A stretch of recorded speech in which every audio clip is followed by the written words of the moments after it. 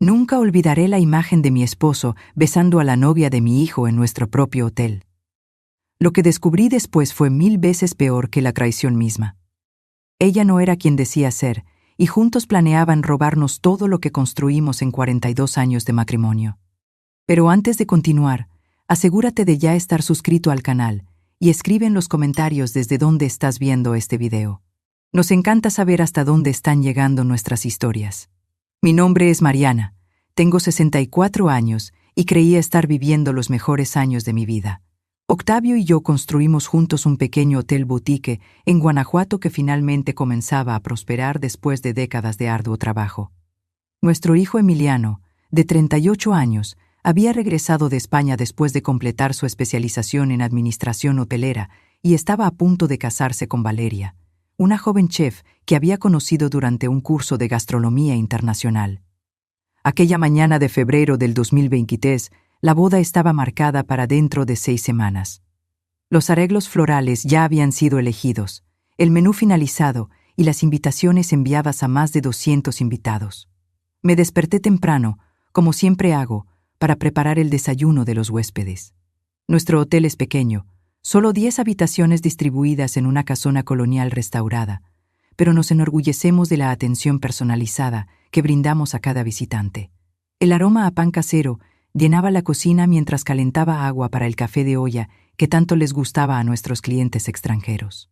Valeria había llegado la noche anterior para ultimar detalles de la ceremonia.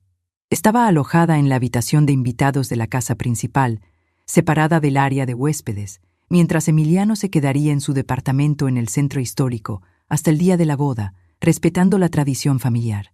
Octavio, que normalmente me ayudaba con el desayuno desde las 6 de la mañana, estaba extrañamente ausente aquella mañana. Debe estar revisando las tuberías del segundo piso, pensé para mis adentros. Siempre fue meticuloso arreglando cualquier desperfecto antes de que los huéspedes lo notaran. Terminé de arreglar las bandejas con fruta fresca de temporada, pan dulce recién horneado y quesos artesanales de la región, y decidí buscarlo para que me ayudara a llevarlas al comedor principal. La casa estaba silenciosa, excepto por el distante murmullo de voces que provenían del pasillo que conducía a las habitaciones privadas de la familia. Pensé que tal vez Valeria estaba despierta y conversando con Octavio sobre algún detalle de última hora para la boda. A medida que me acercaba, me di cuenta de que las voces venían específicamente de la habitación de invitados donde ella se hospedaba. La puerta estaba entreabierta, apenas unos centímetros. No sé qué me hizo detenerme antes de tocar y anunciar mi presencia. Tal vez el tono íntimo de las voces, tal vez un instinto que no sabía que poseía después de 42 años de matrimonio. A través de la rendija, vi algo que jamás imaginé presenciar en toda mi vida. Octavio estaba sentado en el borde de la cama, Valeria de pie entre sus piernas con las manos enredadas en su cabello canoso. Se besaban profundamente, desesperadamente, con una familiaridad que dejaba claro que no era la primera vez que compartían esa intimidad. Las manos de él recorrían su espalda bajo la bata de seda que yo misma le había regalado como presente de bienvenida a nuestra familia 2 meses atrás. «Tenemos que ser cuidadosos», susurró él con voz ronca. «Mariana puede venir en cualquier momento a preparar el desayuno». El sonido de mi nombre en sus labios mientras tocaba a la mujer que se convertiría en su nuera fue como un cuchillo atravesando mi corazón. «No te preocupes», respondió ella, con una risa suave que me heló la sangre. «Tu esposa está tan ocupada con los huéspedes que ni siquiera nota lo que sucede bajo su propia nariz. Emiliano tampoco sospecha nada. Todo está saliendo exactamente como lo planeamos». Retrocedí instintivamente, mi mano cubriendo mi boca, para amortiguar el grito que amenazaba con escapar de mi garganta. El mundo a mi alrededor comenzó a dar vueltas. Las paredes del pasillo que había pintado con mis propias manos parecían cerrarse sobre mí. Mis piernas temblaban tanto que tuve que apoyarme contra la pared para no desplomarme. Fue entonces cuando noté a Emiliano parado silenciosamente al final del pasillo, observándome con una expresión que nunca olvidaré. Su rostro estaba pálido como el mármol. Sus ojos reflejaban un dolor profundo mezclado con algo más, algo que no pude identificar en ese momento. Nuestras miradas se encontraron en un instante de comprensión mutua y devastadora. Él sabía. Él había descubierto la traición también, y por la forma en que me miraba, lo sabía desde hacía tiempo. Silenciosamente gesticuló con la cabeza hacia la terraza trasera, indicándome que lo siguiera lejos de los oídos de Octavio y Valeria. Caminé como autómata, sintiendo que mis pies apenas tocaban el suelo. Cada paso requería un esfuerzo monumental. Cuando llegamos al aire frío de la mañana, las lágrimas que había estado conteniendo finalmente comenzaron a rodar por mis mejillas sin control. La terraza donde habíamos celebrado tantas fiestas familiares, donde habíamos brindado por el compromiso de Emiliano apenas 6 meses atrás, ahora parecía un escenario de pesadilla. ¿Desde cuándo lo sabes?, pregunté con voz temblorosa, casi irreconocible incluso para mí misma. 4 meses, respondió Emiliano. Su voz era tranquila, controlada, pero sus manos apretadas en puños revelaban la tensión que lo recorría. Desde octubre del año pasado. Comencé a sospechar cuando Valeria hacía preguntas muy específicas sobre el valor del terreno, sobre la documentación legal del hotel, sobre las cuentas bancarias. Ninguna novia normal pregunte esas cosas, cantando títol. Sacó su teléfono celular del bolsillo y comenzó a mostrarme fotografías que me arrancaron lo poco que quedaba de mi corazón. Valeria y Octavio entrando juntos a hoteles en otras ciudades.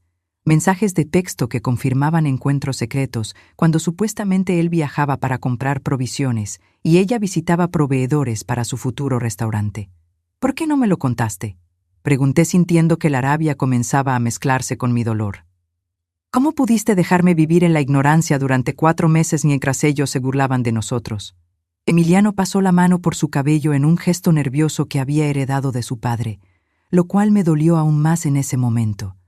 Quería estar absolutamente seguro antes de destruir nuestra familia con acusaciones, explicó con voz cansada. Contraté a un investigador privado para que siguiera a Valeria. Necesitaba pruebas concretas, no solo sospechas. Y luego, cuando las obtuve, descubrí algo mucho peor. Mi corazón, que ya estaba destrozado, encontró una nueva forma de romperse. Algo peor. ¿Qué puede ser peor que esto? Emiliano me tomó de las manos, sus ojos llenos de una determinación que no le había visto antes. Valeria no es chef, mamá. Nunca lo fue. Trabaja para una empresa inmobiliaria llamada Horizonte Inversiones que se especializa en infiltrarse en familias para adquirir propiedades históricas y convertirlas en desarrollos de lujo. Y papá lleva más de 2 años falsificando tu firma para transferir partes del hotel a una empresa fantasma creada a su nombre, excluyéndote completa que construiste con tus propias manos. El mundo dejó de girar en ese instante. 42 años de matrimonio. Toda una vida construida piedra por piedra, sacrificio por sacrificio, madrugada tras madrugada limpiando habitaciones y atendiendo huéspedes. Y todo había sido una mentira. Cuéntamelo todo, dije secando las lágrimas con el dorso de mi mano, sintiendo que algo dentro de mí se endurecía, se transformaba. No me escondas nada más. Necesito saber exactamente contra qué estamos luchando. Y así, mientras el sol se elevaba sobre los tejados coloniales de Guanajuato y los primeros huéspedes comenzaban a despertar en el hotel que construimos con tanto amor, mi hijo me reveló la extensión completa de una traición que amenazaba con destruir no solo mi matrimonio, sino todo lo que había construido durante una vida entera de trabajo honesto y dedicación absoluta. Emiliano me llevó hasta la pequeña oficina que habíamos convertido años atrás en un espacio administrativo, lejos de las habitaciones de los huéspedes. Cerró la puerta con cuidado, como si temiera que las paredes mismas pudieran escuchar lo que estaba a punto de revelarme. Mi hijo, ese hombre de 38 años que había visto crecer entre estos mismos corredores, tenía el rostro marcado por una mezcla de rabia contenida y algo que me costó identificar al principio. Vergüenza. Se sentó frente a mí en el escritorio de madera que Octavio y yo habíamos comprado en un mercado de antigüedades en nuestro 10º aniversario, y comenzó a hablar con voz temblorosa pero firme. Mamá, todo comenzó en octubre del año pasado. Enia a la Noero. Valeria y yo llevábamos saliendo apenas 4 meses cuando empecé a notar cosas extrañas. Al principio pensé que eran simples coincidencias, pequeños detalles que mi mente exageraba por inseguridad propia. Sobre si alguna vez habíamos considerado vender, cuánto valía el terreno, sobre si teníamos documentos actualizados de propiedad, sobre si alguna vez habíamos considerado vender. Decía que era porque quería entender mejor el negocio familiar al que se estaba uniendo, que deseaba ser parte activa de nuestro patrimonio. Me parecía normal, incluso admirable que mostrara tanto interés. Se detuvo un momento, pasándose las manos por el cabello en un gesto de frustración que había heredado de su padre. La ironía de ese parecido me golpeó como una bufetada en ese instante. Continuó relatando cómo una noche de noviembre, mientras Valeria dormía en su departamento, él se había levantado a buscar agua y notó su laptop abierta sobre la mesa del comedor. No había sido su intención espiarla, insistió, pero la pantalla mostraba un correo electrónico con el logo de una empresa llamada Horizonte Inversiones. Y el asunto del mensaje decía: actualización sobre familia Vega, propiedad GTO 233. Algo en mi estómago se retorció cuando vi eso. Nuestro apellido, mamá, una numeración como si fuéramos un expediente, un caso.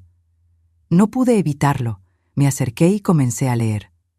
El correo contenía un reporte detallado sobre nosotros.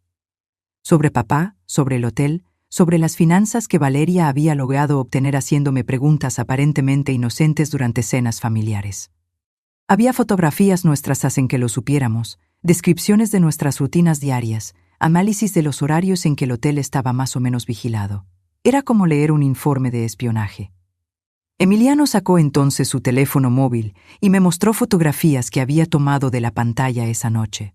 Mis manos temblaron al sostener el dispositivo. Ahí estábamos todos nosotros. Yo regando las bugambilias del patio a las 7 de la mañana, Octavio revisando la recepción alrededor de las 10, los huéspedes llegando y saliendo en diferentes horarios. Había incluso un documento adjunto titulado Evaluación Bienes económicas actuales, pero frustrado con limitaciones económicas actuales, potencialmente susceptible a propuestas lucrativas, y a mí como tradicionalista, apegada emocionalmente a la propiedad, principal obstáculo para transacción rápida. Leer esas palabras fue como si alguien me arrancara la piel para exhibir mis vulnerabilidades ante extraños calculadores. Mi hijo explicó que pasó las siguientes semanas fingiendo normalidad absoluta mientras investigaba quién era realmente Valeria. Contrató a un investigador privado en la Ciudad de México, un hombre llamado Rodrigo Mejía, que había sido recomendado por un amigo abogado de la universidad. Le pagó 50,000 pesos por adelantado para que profundizara en el pasado de su prometida. Necesitaba estar seguro antes de acusarla de algo tan grave. ¿Y si me equivocaba? ¿Y si había una explicación lógica? Pero en el fondo, mamá ya sabía la verdad. Simplemente no quería aceptarla. El investigador trabajó durante 3 semanas completas. Hackeó remotamente el correo electrónico corporativo de Valeria utilizando contraseñas que Emiliano había anotado cuando ella las escribía en su presencia, confiada y descuidada. Lo que encontraron fue devastador. Valeria no era chef como afirmaba, nunca había trabajado en restaurantes de alta cocina en Guadalajara, ni había estudiado gastronomía en ninguna escuela reconocida. Su verdadero nombre completo era Valeria Navarro Ochoa, 32 años, no 29 como nos había dicho, y llevaba 5 años trabajando para Horizonte Inversiones como lo que ellos llamaban internamente, especialista en adquisiciones familiares. Su trabajo, mamá, consiste en identificar propiedades valiosas manejadas por familias pequeñas, infiltrarse en ellas a través de relaciones personales y facilitar la venta forzada o la transferencia fraudulenta de activos.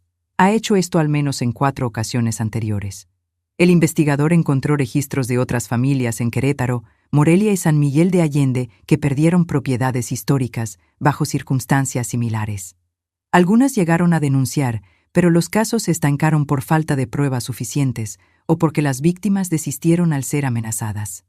Emiliano abrió entonces una carpeta manila que había mantenido escondida, bajo llave en su propia habitación durante meses. Contenía impresiones de correos electrónicos, fotografías, estados de cuenta bancarios y documentos legales que me tomó varios minutos procesar. Ahí estaba todo el plan desentrañado como un rompecabezas macabro. Valeria había sido asignada específicamente a nuestro caso en agosto del año anterior, 2 meses antes de conocer casualmente a Emiliano en ese café del centro donde él trabajaba algunas tardes en su laptop. Nada había sido coincidencia. Ella había estudiado sus rutinas, sus lugares frecuentes, sus intereses, para orquestar un encuentro que pareciera orgánico y espontáneo.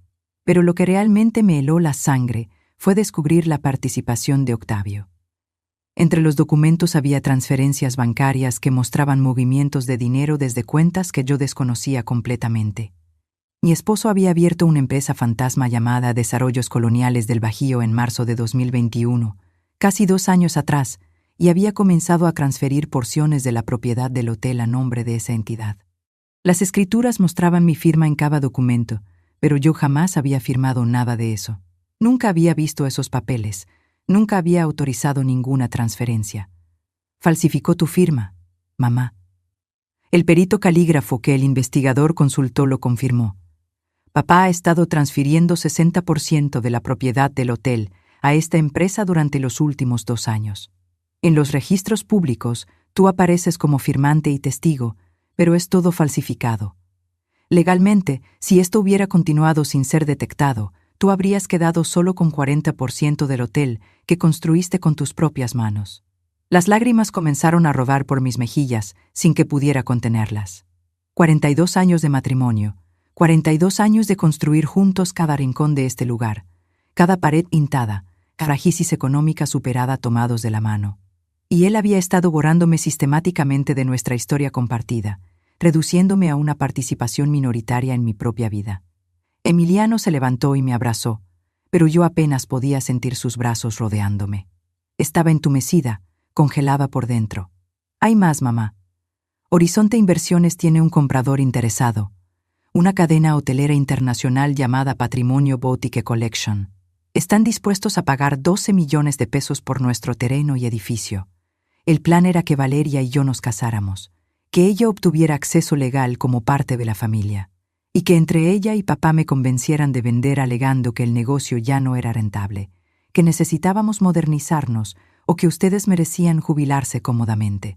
Si yo me resistía, tenían preparado un plan alternativo: presentar documentación falsa de deudas inexistentes que harían parecer que el hotel estaba al borde de la quiebra, forzando una venta de emergencia. Mi hijo continuó explicando que Octavio recibiría 6 millones de pesos de esa venta, supuestamente su parte legítima al poseer 60% según los documentos fraudulentos. De esos 6 millones entregaría 2 millones a Horizonte Inversiones como comisión por facilitar la transacción y 2 millones más directamente a Valeria como pago por su trabajo de infiltración.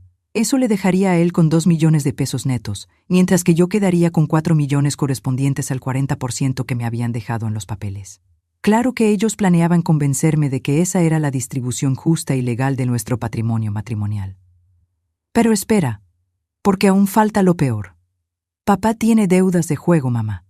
Deudas grandes. El investigador rastreó sus movimientos bancarios y encontró retiros constantes en cajeros automáticos cerca de casinos en León y Guanajuato capital durante los últimos 3 años.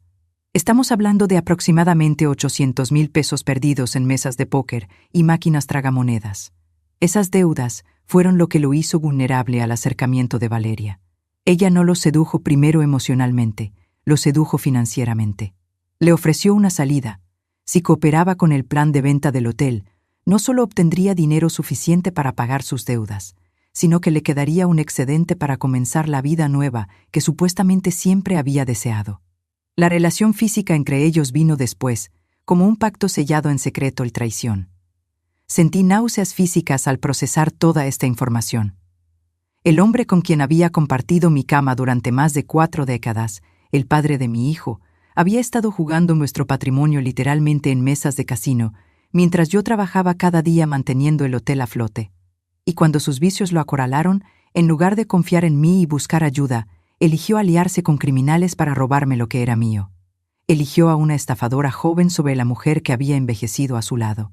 Eligió el dinero rápido sobre la dignidad y el honor. ¿Por qué no me dijiste nada antes, Emiliano? ¿Por qué dejaste que pasaran 4 meses mientras yo seguía viviendo en esta mentira? Mi voz sonó rota, fragmentada en pedazos pequeños que apenas lograban formar palabras coherentes. Mi hijo bajó la mirada, incapaz de sostener mis ojos llenos de dolor y confusión. Porque necesitaba pruebas irrefutables, mamá. Si te lo decía demasiado pronto y confrontabas a papá sin evidencia sólida, él podría haber destruido documentos, cerrado cuentas, o incluso acelerado la venta antes de que pudiéramos detenerlo legalmente. Valeria es profesional, tiene recursos, conexiones. Necesitaba asegurarme de que cuando actuáramos, lo hiciéramos de forma definitiva. Pero ahora veo que mi silencio te lastimó de otra manera. Te dejé vulnerable, te dejé siendo engañada día tras día mientras yo jugaba al detective. Perdóname. No respondí de inmediato. Parte de mí entendía su lógica, la necesidad de construir un caso sólido antes de actuar. Pero otra parte, la parte que había sufrido cada sonrisa falsa de Octavio, cada mueso en la frente cargado de culpa secreta, cada noche durmiendo junto a un traidor. Esa parte no podía perdonar tan fácilmente que mi propio hijo me hubiera mantenido en la oscuridad. Los días que siguieron a esa revelación fueron los más difíciles de toda mi existencia. Tuve que levantarme cada mañana, preparar el desayuno de los huéspedes, sonreír cuando Octavio entraba a la cocina, como si nada hubiera cambiado, y fingir normalidad absoluta cuando Valeria bajaba las escaleras, preguntando con dulzura exagerada si necesitaba ayuda con alguna tarea. Cada palabra que salía de sus bocas era como veneno entrando lentamente en mis venas. Cada caricia casual de Octavio en mi hombro, al pasar junto a mí, me hacía estremecer de repulsión contenida. Pero mantuve la máscara perfectamente colocada, porque Emiliano y yo habíamos trazado un plan que requería paciencia y actuación impecable.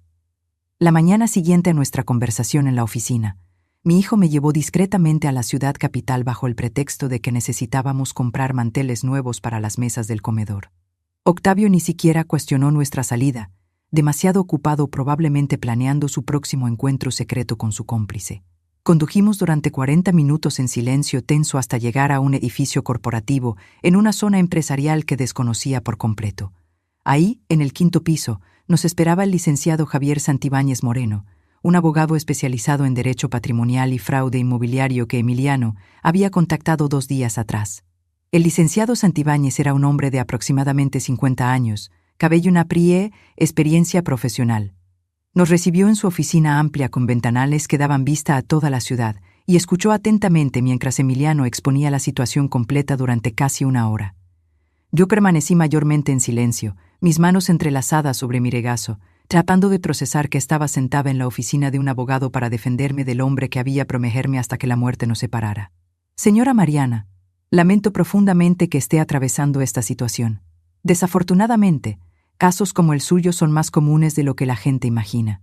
La falsificación de firmas en documentos patrimoniales, especialmente en propiedades familiares de alto valor, es un delito grave que puede y debe ser perseguido penalmente.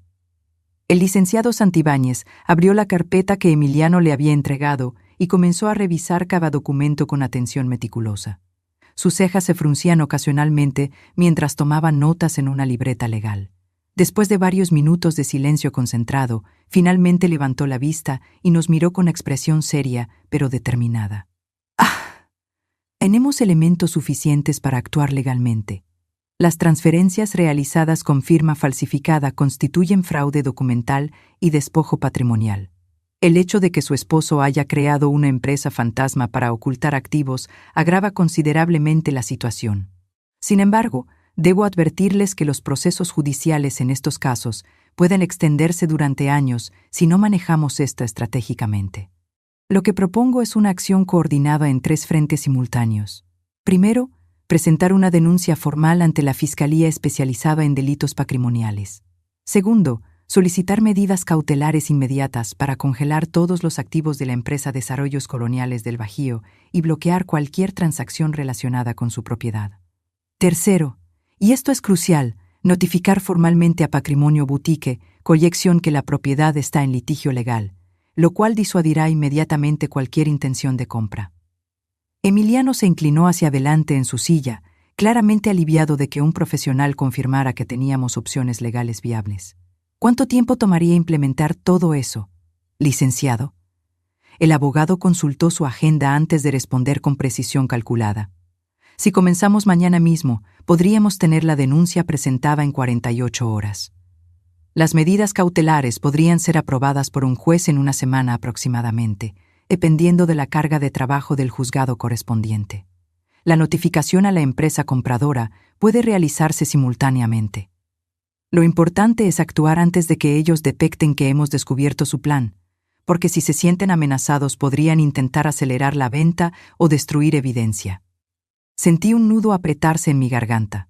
1 semana. Tendría que mantener la farsa durante al menos 1 semana más, quizás 2, fingiendo que mi matrimonio seguía intacto, que confiaba en el hombre que dormía a mi lado cada noche. ¿Y qué hay de la boda? Está programada para dentro de 6 semanas. Si la cancelamos abruptamente, Valeria y Octavio sabrán que algo anda mal. Mi voz sonó débil incluso a mis propios oídos, pero el licenciado Santibáñez asintió comprensivamente. Exactamente, señora Mariana. No deben cancelar la ceremonia de forma repentina. Lo que sugiero es que pospongan la fecha alegando algún problema logístico creíble. Tal vez un familiar enfermo que necesita atención, o dificultades con el lugar de la celebración, cualquier excusa que suene razonable y no levante sospechas inmediatas. Eso nos dará el tiempo necesario para tener todas las medidas legales funcionando. Una vez que las órdenes judiciales estén activas y los activos congelados, ustedes tendrán el control de la situación y podrán confrontarlos desde una posición de fuerza legal, no de vulnerabilidad emocional. Emiliano y yo intercambiamos miradas. Sabíamos que el licenciado tenía razón, pero la idea de prolongar deliberadamente esa agonía, de seguir compartiendo comidas familiares con mis traidores, de escuchar los planes de boda de mi hijo con una mujer que intentaba destruirnos, todo eso me parecía insoportable. Sin embargo, no teníamos alternativa. Si queríamos proteger lo que habíamos construido durante décadas, necesitábamos pensar estratégicamente en lugar de reaccionar emocionalmente. El abogado nos explicó entonces los costos. 50,000 pesos de anticipo por sus servicios legales, más gastos adicionales por peritajes caligráficos oficiales, notificaciones formales y otros trámites administrativos que podrían sumar otros 30,000 pesos aproximadamente. Era una cantidad considerable, pero Emiliano se ofreció a cubrirla con sus ahorros personales. Salimos de esa oficina con un plan concreto, pero con el corazón aún más pesado. Durante el trayecto de regreso a casa, mi hijo rompió el silencio preguntándome cómo me sentía realmente. Le respondí con honestidad brutal que me sentía traicionada no solo por Octavio, sino también por él mismo por haberme mantenido ignorante durante 4 meses. Entiendo que necesitabas pruebas, Emiliano, pero yo merecía saber la verdad desde el momento en que tuviste la primera sospecha. Merecía decidir por mí misma cómo manejar esta situación en lugar de ser protegida como si fuera una niña incapaz de enfrentar la realidad. Mi hijo apretó el volante con fuerza, sus nudillos blanqueándose. Tienes razón, mamá. Actuaré de manera egoísta pensando que estaba haciendo lo correcto. Quería presentarte la situación completa con soluciones ya planteadas en lugar de sumergirte en la incertidumbre que yo viví durante meses. Pero ahora comprendo que al hacer eso te quité tu agencia, tu derecho a procesar esto a tu propio ritmo. Lo siento profundamente. Permanecimos en silencio el resto del camino, cada uno sumido en nuestros propios pensamientos oscuros y complejos. Los días siguientes fueron una prueba de resistencia emocional que no sabía que poseía. Cada mañana me levantaba antes del amanecer y me repetía mentalmente que esto era temporal, que cada hora que pasaba nos acercaba más a la justicia y la resolución. Preparaba el café, horneaba el pan, atendía a los huéspedes con la misma amabilidad profesional de siempre. Cuando Octavio entraba a la cocina bostezando y me besaba distraídamente en la mejilla, yo contenía el impulso de apartarme violentamente. Cuando Valeria aparecía con sus comentarios dulces sobre lo emocionada que estaba por convertirse oficialmente en parte de nuestra familia, yo asentía y sonreía mientras mi estómago se retorcía de náusea. Pero lo más difícil eran las noches. Compartir la cama matrimonial con Octavio se convirtió en una tortura refinada. Él se acostaba a mi lado, como había hecho durante 42 años, a veces intentando acercarse para abrazarme o iniciar alguna muestra de afecto que yo rechazaba sutilmente alegando cansancio o dolor de cabeza. Me preguntaba si en esos momentos él pensaba en Valeria, si comparaba nuestros cuerpos envejecidos con la juventud de ella, si sentía algún remordimiento, o si simplemente había aprendido a compartimentar su vida en secciones estancas que nunca se tocaban entre sí. Una noche, aproximadamente 5 días después de nuestra visita al abogado, Octavio me sorprendió preguntando si estaba molesta con él por algo. Estábamos acostados en la oscuridad, solo la luz tenue de la luna filtrándose por las cortinas. Mi corazón comenzó a latir aceleradamente. ¿Había notado algo en mi comportamiento? ¿Sospechaba que lo sabía todo? Controlé mi respiración y respondí con voz calmada que simplemente estaba cansada, que administrar el hotel era cada vez más demandante y que tal vez necesitábamos contratar ayuda adicional para la temporada alta que se aproximaba. Él suspiró aliviado, aparentemente satisfecho con mi explicación superficial. Tienes razón, amor. Has trabajado demasiado durante todos estos años. Quizás después de la boda de Emiliano, deberíamos considerar tomarnos unas vacaciones, tú y yo solos. Hace años que no viajamos juntos. La hipocresía de sus palabras me golpeó como una bofetada. Vacaciones. Como si no estuviera planeando robarme mi patrimonio y escapar con una mujer 30 años menor. Como si nuestro matrimonio fuera algo real y no una fachada conveniente que él mantendría solo hasta conseguir el dinero que necesitaba. Respondí vagamente que sí, que tal vez unas vacaciones serían buenas, y me di la vuelta dándole la espalda bajo el pretexto de acomodarme mejor para dormir. Escuché su respiración volverse más profunda y regular a los pocos minutos, mientras yo permanecía despierta durante horas mirando la pared, preguntándome en qué momento exacto mi matrimonio se había convertido en esta mentira elaborada. ¿Había sido cuando él comenzó a jugar? ¿Cuando conoció a Valeria?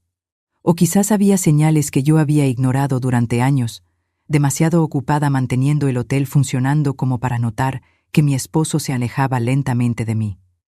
Mientras tanto, Emiliano mantenía su propia actuación con Valeria. Había cancelado su viaje de negocios a Guadalajara que tenía programado para esa semana, alegando que prefería quedarse ayudándome en el hotel. Valeria no pareció sospechar nada. De hecho, parecía complacida de tenerlo cerca todo el tiempo. Los veía juntos durante las comidas, ella tocando su brazo casualmente, él sonriendo de manera que parecía genuina, pero que yo sabía estaba completamente calculada. Mi hijo resultó ser mejor actor de lo que jamás imaginé. El licenciado Santibáñez nos mantuvo informados del progreso legal mediante llamadas discretas al celular de Emiliano.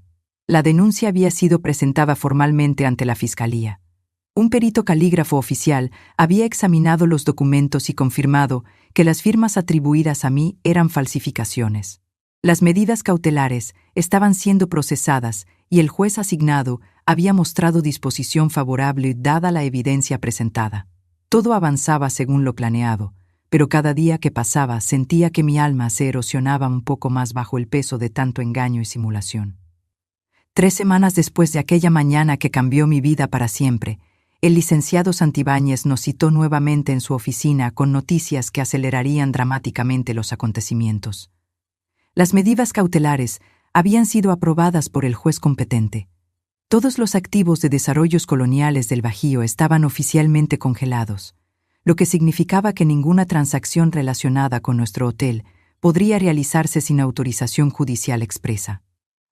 Además, Patrimonio Boutique Collection había sido notificada formalmente del litigio existente, y según nos informó el abogado, la empresa internacional había respondido retirándose inmediatamente de cualquier negociación.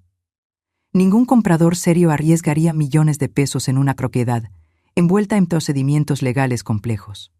Pero había algo más. El investigador privado que Emiliano había contratado meses atrás había continuado monitoreando discretamente los movimientos de Valeria y Octavio. Lo que descubrió esa semana nos heló la sangre. En Cunabartre el siguiente martes, exactamente 5 días después de nuestra reunión con el licenciado. Los pasajes eran solo de ida, sin retorno programado. Además, había detectado una transferencia bancaria considerable realizada desde una cuenta offshore que aparentemente pertenecía a Octavio hacia un banco español en la ciudad de Barcelona. La cantidad transferida ascendía a 1.800.000 pesos mexicanos aproximadamente. «Están planeando huir del país», dijo el licenciado Santibáñez con gravedad absoluta. «Probablemente han detectado señales de que su plan está comprometido o simplemente decidieron acelerar su escape antes de que se complique más la situación. Si logran salir de México con ese dinero, recuperarlo será extremadamente complicado desde el punto de vista legal internacional. Necesitamos actuar inmediatamente». La urgencia en su voz era inconfundible. Este ya no era un proceso legal que podíamos manejar con paciencia estratégica. Se había convertido en una carrera contra el reloj. Emiliano y yo regresamos al hotel esa tarde con instrucciones precisas del abogado. Contactaría directamente a la autoridad ministerial para informar sobre la inminente fuga, solicitando que se estableciera vigilancia discreta en nuestra propiedad y que se prepararan órdenes de presentación inmediata para Octavio y Valeria. La idea era detenerlos antes de que pudieran llegar al aeropuerto idealmente capturándolos con evidencia física del dinero que planeaban llevarse. El licenciado nos advirtió que los siguientes días serían cruciales y potencialmente peligrosos. Personas desesperadas enfrentando la pérdida de millones de pesos podían volverse impredecibles. Esa misma noche ocurrió algo que confirmaría nuestras peores sospechas. Eran aproximadamente las 10 de la noche, y yo había terminado de cerrar la cocina después de servir la cena a nuestros últimos huéspedes de la temporada. Caminaba por el corredor principal cuando escuché voces provenientes de la habitación que Valeria ocupaba. Una de las voces era inconfundiblemente la de Octavio. Me acerqué silenciosamente, mi corazón latiendo tan fuerte que temí que pudieran escucharlo a través de la puerta de madera antigua. «Tenemos que irnos antes de lo planeado», decía Valeria con tono ansioso que nunca le había escuchado. Su máscara de dulzura había desaparecido completamente. Algo no está bien. Mariana me mira diferente desde hace días, y Emiliano ha estado extrañamente callado, evitando cualquier conversación sobre la boda. Creo que saben algo. Hubo un silencio tenso antes de que Octavio respondiera con voz cansada y derrotada. «Es imposible. Hemos sido cuidadosos. Nadie sabe de la cuenta offshore. Nadie sabe de los documentos. ¿Estás paranoica?» Valeria soltó una risa amarga que me estremeció. ¿Paranoica?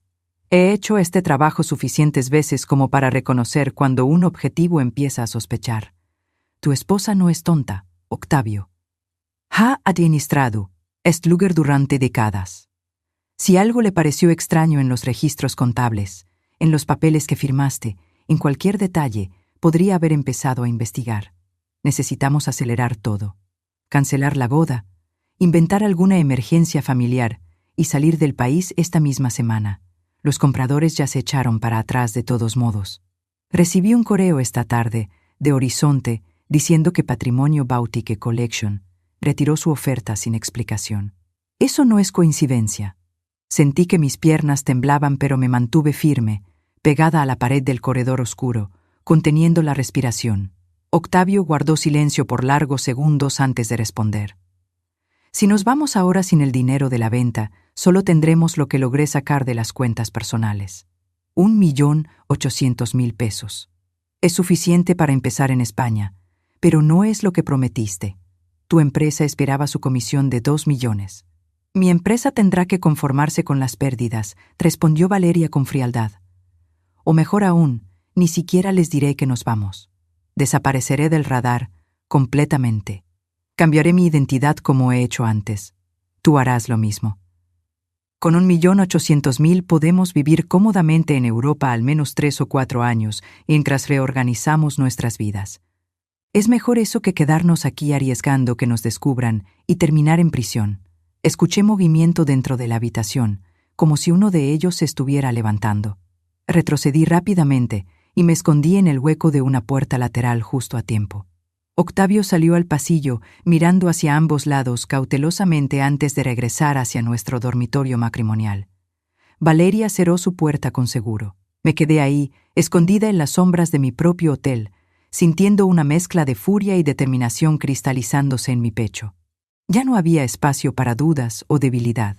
Estos dos criminales habían planeado destruir mi vida, robar mi patrimonio y abandonarme sin remordimiento alguno. Pero yo no sería su víctima pasiva. Envié un mensaje de texto urgente a Emiliano contándole lo que había escuchado. Él respondió casi inmediatamente diciendo que contactaría al licenciado Santibáñez de la emergencia.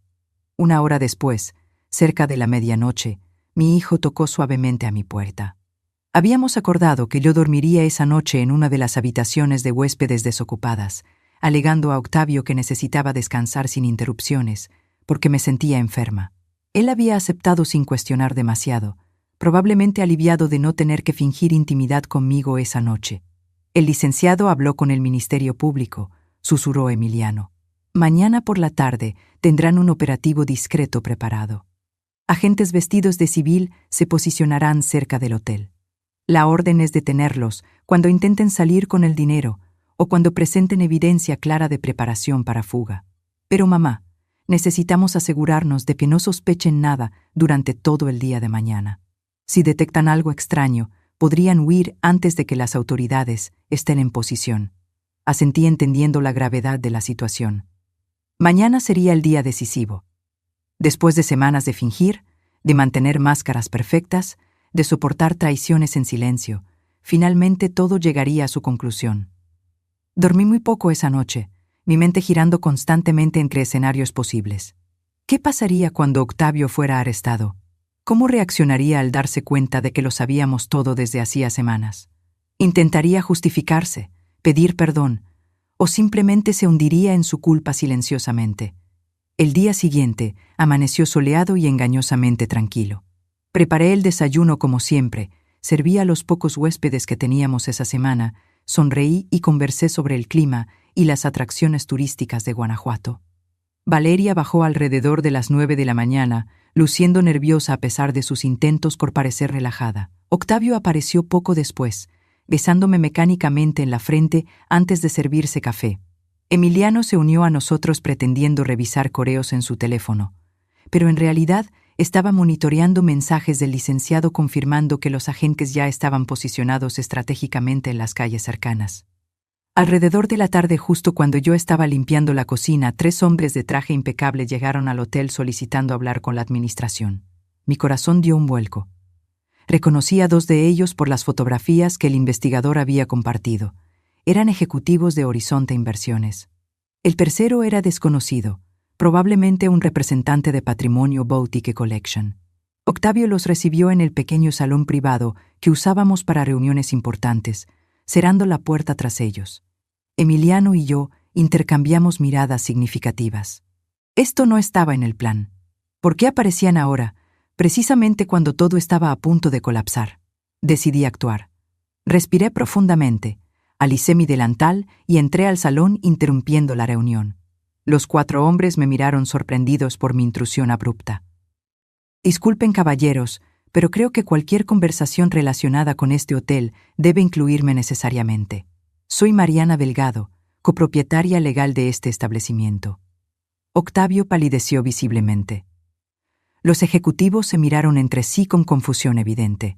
Uno de ellos, un hombre de aproximadamente 45 años con cabello engominado hacia atrás, habló primero.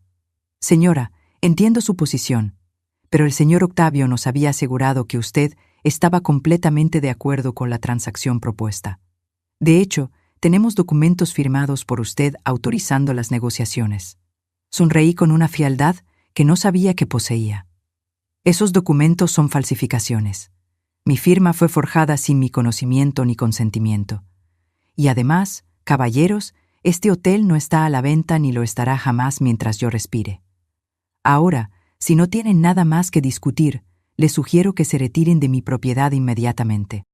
El silencio que siguió fue absoluto y tenso. La noche del enfrentamiento final llegó de manera inesperada, aunque paradójicamente la habíamos estado planeando meticulosamente durante semanas. El licenciado Santibáñez nos había informado esa mañana que todas las órdenes judiciales estaban listas. Los activos de desarrollos coloniales del Bajío habían sido congelados. La notificación formal a Patrimonio Boutique Collection había sido entregada advirtiendo del litigio legal. Y lo más importante, teníamos evidencia sólida de que Octavio y Valeria habían comprado boletos de avión a Madrid programados para dentro de 3 días. El investigador privado también había descubierto que 2 gerentes de Horizonte Inversiones llegarían esa misma noche al hotel bajo identidades falsas, como turistas comunes, cuando en realidad venían a coordinar los últimos detalles de la transferencia ilegal y el transporte del dinero desviado. Emiliano y yo diseñamos una estrategia que requería timing perfecto y nervios de acero. Esa tarde, Octavio me sorprendió invitándome a cenar fuera en nuestro restaurante favorito del centro histórico, ese pequeño lugar con vista a la plaza principal donde habíamos celebrado tantos aniversarios a lo largo de las décadas. Dijo que necesitábamos reconectarnos como pareja antes de que la locura de la boda consumiera todo nuestro tiempo. La ironía de sus palabras casi me hace reír histéricamente, pero mantuve la compostura y acepté con una sonrisa que sabía lucía forzada, pero que él interpretó como cansancio ordinario. Mientras me arreglaba frente al espejo del dormitorio, observé mi reflejo con una mezcla de tristeza y determinación. La mujer que me devolvía la mirada tenía 64 años, cabello entrecano recogido en un moño elegante, arrugas alrededor de los ojos que contaban historias de risas y lágrimas acumuladas. Había envejecido junto a Octavio, habíamos construido una vida entera juntos, y ahora esa vida revelaba ser una construcción frágil edificada sobre mentiras y traiciones. Me puse el vestido azul marino que él siempre decía que me favorecía, no por vanidad sino como armadura psicológica para lo que vendría después. Durante la cena, Octavio estuvo inusualmente atento y conversador. Pidió vino tinto de una cosecha cara que normalmente evitábamos por considerarla un gasto innecesario, brindó por nuestro amor duradero, y hasta tomó mi mano sobre la mesa mientras hablaba nostálgicamente sobre nuestros primeros años juntos, cuando éramos jóvenes soñadores sin dinero, pero llenos de esperanza. Cada palabra que pronunciaba era como un cuchillo girando lentamente en mi pecho. ¿Cómo podía sentarse ahí, mirándome a los ojos, y fingir esa ternura sabiendo lo que había hecho?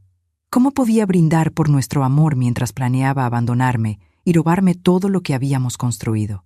Esperé hasta que terminamos el postre y él ordenó café, ese momento tranquilo y satisfecho cuando las defensas de las personas suelen bajar. Entonces, con voz calmada pero firme, dije las palabras que había ensayado mentalmente cientos de veces durante las últimas semanas. Octavio, sé todo. Sé sobre Valeria, sobre desarrollos coloniales del Bajío, sobre las falsificaciones de mi firma, sobre los 12 millones de pesos, sobre tu adicción al juego, sobre las deudas de 800,000 pesos, y sobre los boletos a Madrid que compraste para el jueves. Su rostro perdió todo el color instantáneamente. La taza de café que estaba llevando a sus labios se detuvo en el aire, temblando visiblemente en su mano. ¿Qué estás diciendo? Mariana, no entiendo de qué hablas. Su voz sonó forzadamente casual, pero sus ojos ya habían comenzado a moverse nerviosamente, buscando salidas, calculando opciones. Le sostuve la mirada sin pestañear, sintiendo una calma extraña invadir mi cuerpo, como si me hubiera separado de mis emociones para funcionar en modo puramente racional. No insultes mi inteligencia fingiendo inocencia. Tenemos todas las pruebas. Mi abogado ya presentó la denuncia formal ante la Fiscalía. Los activos de tu empresa fantasma están congelados. Patrimonio Boutique Collection fue notificada del litigio legal y retiró su oferta de compra esta mañana. Y la policía está esperando en el hotel en este preciso momento para arrestar a Valeria y a los 2 gerentes de Horizonte Inversiones que llegaron hace una hora. Octavio dejó la taza sobre la mesa con manos temblorosas, derramando café sobre el mantel blanco. Su respiración se volvió agitada, errática. Mariana, por favor, déjame explicarte. No es lo que piensas. Las cosas se complicaron. Yo no quería que llegara tan lejos. Valeria me prometió que... Lo interrumpí levantando mi mano, sintiendo que si lo dejaba hablar más tiempo mi determinación podría fallar. No quiero tus explicaciones. No quiero escuchar cómo las circunstancias te obligaron a traicionarme, o cómo Valeria te manipuló, o cómo tus deudas te desesperaron. Nada de eso justifica lo que hiciste. Le conté entonces, con detalle deliberado, cómo Emiliano había descubierto todo 4 meses atrás, cómo habíamos contratado investigadores, abogados, peritos, cómo habíamos reunido cada fragmento de evidencia mientras ellos creían que su plan avanzaba sin obstáculos. Vi cómo su expresión transitaba del pánico a la incredulidad, luego a la rabia contenida y finalmente a algo que podría haber sido arrepentimiento, aunque francamente ya no confiaba en ninguna en mostrar a su rostro. ¿Por qué, Octavio? ¿Por qué no viniste a mí cuando las deudas se volvieron insoportables? ¿Por qué elegiste destruir 42 años de matrimonio en lugar de pedir ayuda? Él bajó la mirada, incapaz de sostener mis ojos. Cuando finalmente habló, su voz sonó rota, fragmentada. Me sentía sofocado. Mariana. Toda una vida siguiendo las reglas, trabajando sin descanso, nunca permitiéndome ningún lujo o escape. El juego era mi única válvula de liberación, el único lugar donde sentía adrenalina y posibilidad. Cuando las deudas crecieron, me aterrorizó la idea de decepcionarte, de admitir mi debilidad. Valeria apareció justo en ese momento de desesperación. Me ofreció una solución que parecía perfecta.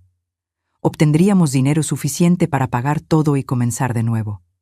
Me convenció de que tú serías más feliz jubilándote, viajando, liberándote del peso del hotel. Y yo, cobarde como soy, elegí creerle porque era más fácil que enfrentar la verdad. Sus palabras me llenaron de una mezcla compleja de compasión y repulsión. Parte de mí, la parte que había amado a este hombre durante décadas, sentía pena por su debilidad y su miedo. Pero la parte más grande, la parte que él había traicionado tan profundamente, solo sentía desprecio por su cobardía. No merecías mi confianza, Octavio. No merecías los sacrificios que hice por nuestra familia. Y definitivamente no mereces mi perdón. Dejé dinero en efectivo sobre la mesa para cubrir la cuenta. Me puse de pie con toda la dignidad que pude reunir y caminé hacia la salida del restaurante sin mirar atrás. El trayecto de regreso al hotel fue silencioso. Octavio manejó con manos temblorosas, ocasionalmente abriendo la boca como si fuera a decir algo, pero las palabras nunca llegaban. Cuando giramos en la calle de nuestra propiedad, las luces intermitentes de las patrullas policiales iluminaban toda la cuadra con destellos azules y rojos. Había 3 vehículos oficiales estacionados frente a la entrada principal del hotel, y varios huéspedes se asomaban por las ventanas intentando comprender qué estaba sucediendo. El estómago se me revolvió al ver la escena, pero me recordé que esto era necesario, que la justicia requería testigos y evidencia pública. Bajamos del automóvil y caminamos hacia la entrada, donde el licenciado Santibáñez nos esperaba junto a un delegado de la fiscalía. En el vestíbulo, Valeria estaba esposada, su rostro una máscara de rabia contenida y humillación. Los 2 gerentes de Horizonte Inversiones, hombres de traje que habían llegado haciéndose pasar por turistas españoles, también estaban detenidos con expresiones de sorpresa e indignación. Sobre la mesa de recepción había 3 maletas abiertas que los agentes habían confiscado. Contenían 850,000 pesos en efectivo perfectamente ordenados en fajos, documentos falsificados con sellos aparentemente oficiales, y para mi horror personal, varias joyas que reconocí inmediatamente como mías. Me acerqué temblorosa a inspeccionar las joyas. Ahí estaba el collar de perlas que mi madre me había regalado en mi boda, los aretes de diamantes pequeños que Octavio me dio en nuestro 20º aniversario, cuando finalmente pudimos permitirnos ese lujo, y el broche de rubíes que había pertenecido a mi abuela materna, una de las pocas herencias familiares que conservaba. Valeria había estado robándome durante meses, entrando a mi dormitorio cuando yo estaba ocupada con los huéspedes, tomando piezas pequeñas que pensó notaría de inmediato. La violación de mi espacio privado, de mis recuerdos familiares, añadió una nueva capa de indignación a todo el dolor acumulado. El delegado se acercó a Octavio y le informó formalmente que quedaba detenido para investigación por fraude documental, falsificación de firma, despojo patrimonial, asociación delictuosa y conspiración para cometer fraude. Octavio no resistió, simplemente extendió sus muñecas cuando le colocaron las esposas. Antes de que los agentes lo condujeran al vehículo policial, él me miró una última vez. Sus ojos, esos ojos que una vez había amado, estaban llenos de lágrimas y algo que parecía ser comprensión tardía de la magnitud de lo que había destruido. Lo siento, Mariana, lo siento tanto. Su voz quebrada apenas era audible sobre el ruido de las patrullas y las conversaciones de los agentes. No respondí. No había palabras adecuadas para ese momento. Simplemente lo observé ser guiado hacia el automóvil policial, junto a Valeria y los 2 gerentes. Los huéspedes del hotel permanecían en silencio respetuoso, algunos probablemente confundidos, otros claramente fascinados por el drama que se desarrollaba ante ellos. Emiliano apareció a mi lado, su brazo rodeando mis hombros en gesto protector. Se acabó, mamá. Finalmente se acabó. Asentí lentamente, pero sabía que en realidad nada había terminado. Esto era apenas el comienzo de un proceso largo y doloroso de reconstrucción, tanto legal como emocionalmente. Los meses que siguieron a aquella noche de arrestos y luces policiales fueron una montaña rusa emocional que nunca imaginé tener que atravesar a mis 64 años. El escándalo se convirtió rápidamente en tema de conversación en toda la ciudad de Guanajuato. Los periódicos locales cubrieron la historia con titulares sensacionalistas sobre la respetable dueña de hotel traicionada por su esposo y la falsa chef que resultó ser estafadora profesional. Algunos artículos me retrataban como víctima heroico, mientras otros se enfocaban morbosamente en los detalles íntimos de la infidelidad y las mentiras acumuladas durante años. Curiosamente, el escándalo no destruyó al hotel como Octavio siempre temió que pasaría si la verdad salía a la luz. De hecho, ocurrió exactamente lo contrario.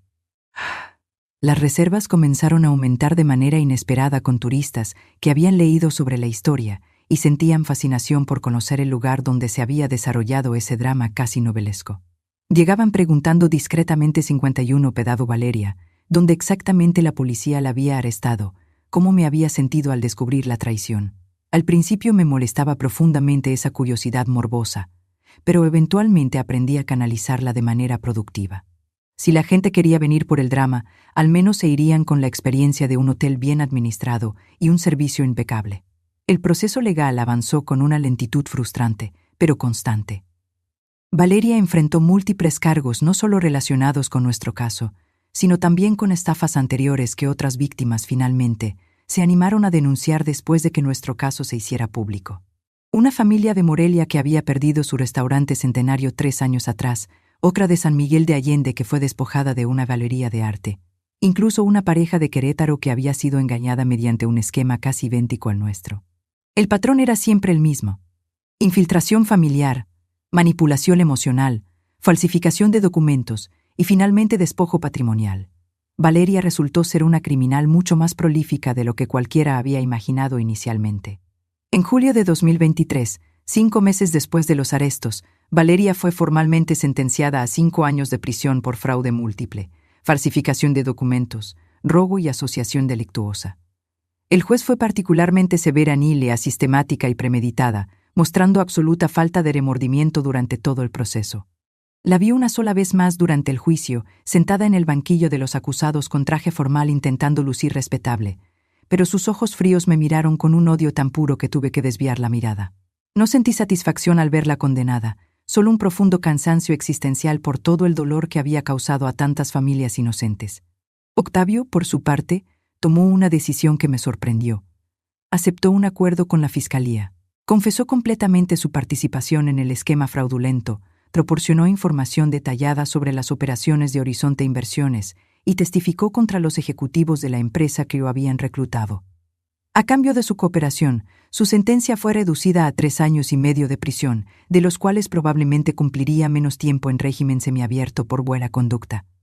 El licenciado Santibáñez me explicó que esta decisión de Octavio, aunque motivada por interés propio en reducir su castigo, había sido instrumental para desmantelar toda la red criminal de Horizonte Inversiones y evitar que siguieran victimizando a otras familias.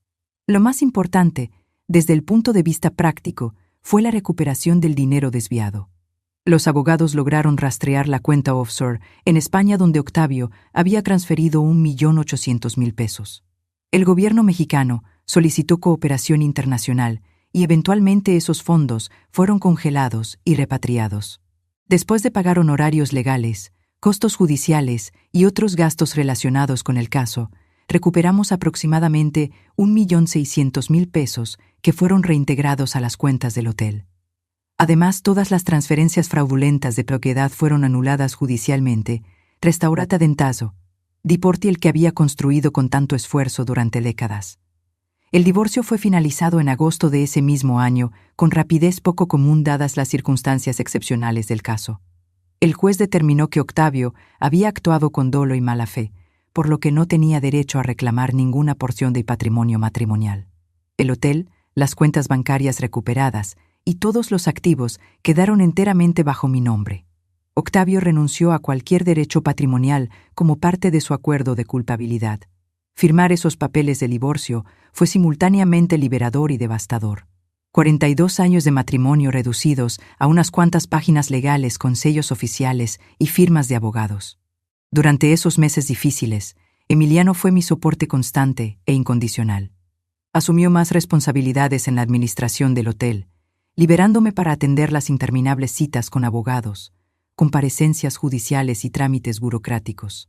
Rediseñó el sistema de reservas, modernizó nuestra presencia en línea y hasta contrató a una joven chef local genuina para crear un menú nuevo que atraía tanto a huéspedes como a visitantes externos. El hotel no solo sobrevivió, sino que comenzó a prosperar de maneras que nunca habíamos anticipado. Sin embargo, nuestra relación madre-hijo también necesitaba reparación después de todo lo ocurrido. Una tarde de septiembre, exactamente un año después de aquella mañana fatídica cuando descubrí la traición, Emiliano y yo tuvimos una conversación larga y difícil en la terraza, donde todo había comenzado a revelarse. Le expresé honestamente cuánto me había dolido que mantuviera la verdad oculta durante 4 meses mientras yo era engañada diariamente. Entendía su razonamiento, su necesidad de construir un caso legal sólido, pero emocionalmente había sentido que mi propio hijo me trataba como incapaz de manejar la verdad. Él escuchó sin interrumpir, lágrimas rodando por sus mejillas mientras yo hablaba. Cuando terminé, me tomó las manos y me pidió perdón genuinamente. «Mamá, actuaré de forma arrogante y paternalista.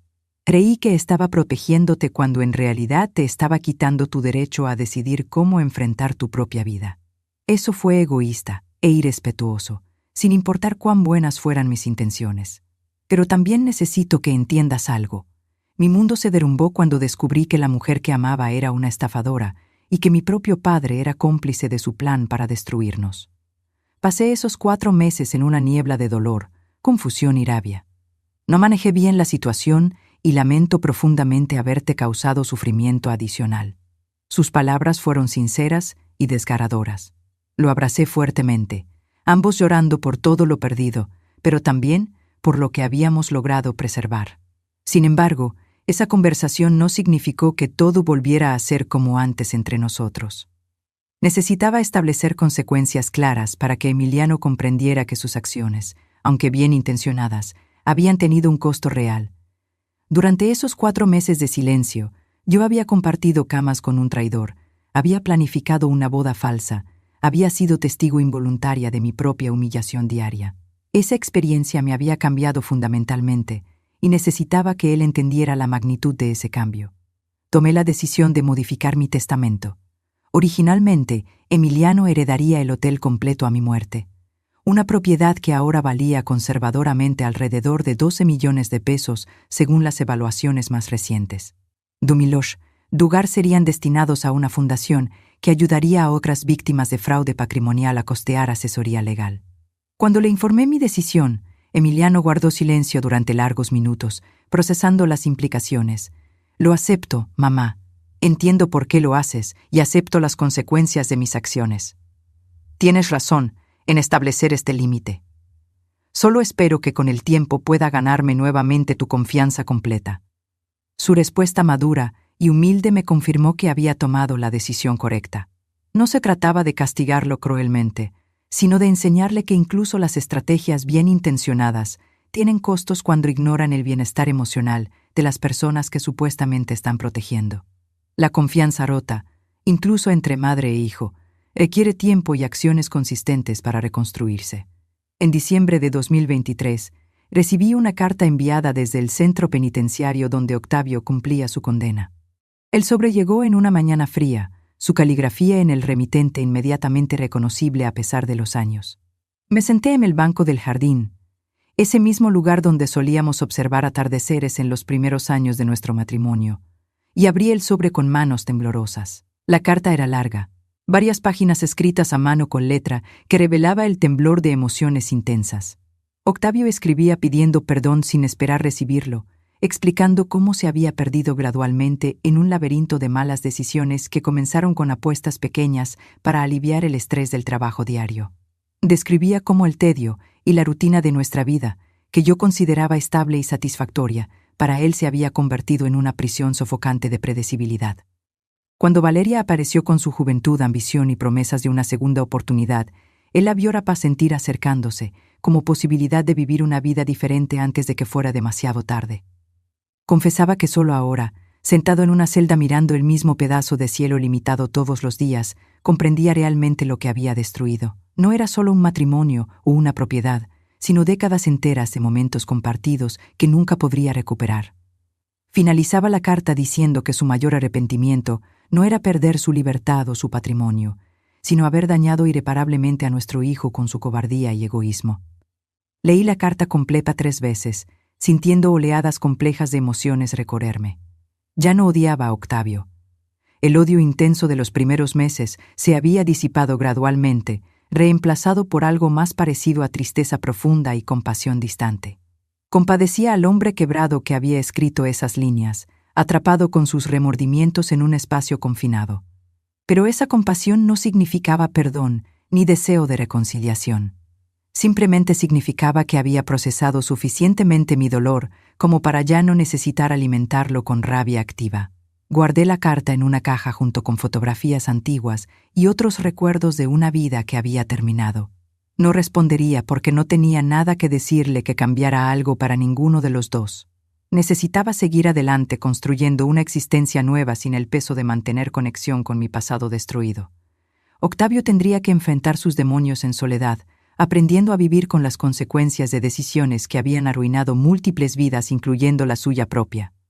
Un año completo después de aquella mañana de febrero, cuando mi mundo se había derrumbado, me encontraba sentada nuevamente en la terraza del hotel observando el amanecer sobre los tejados coloniales de Guanajuato.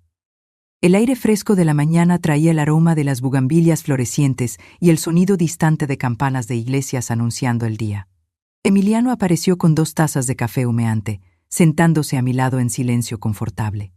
Habíamos aprendido a comunicarnos de formas nuevas, más honestas y menos dadas por sentadas. El hotel estaba completamente reservado para las próximas 3 semanas. Habíamos contratado personal adicional para manejar la demanda aumentada.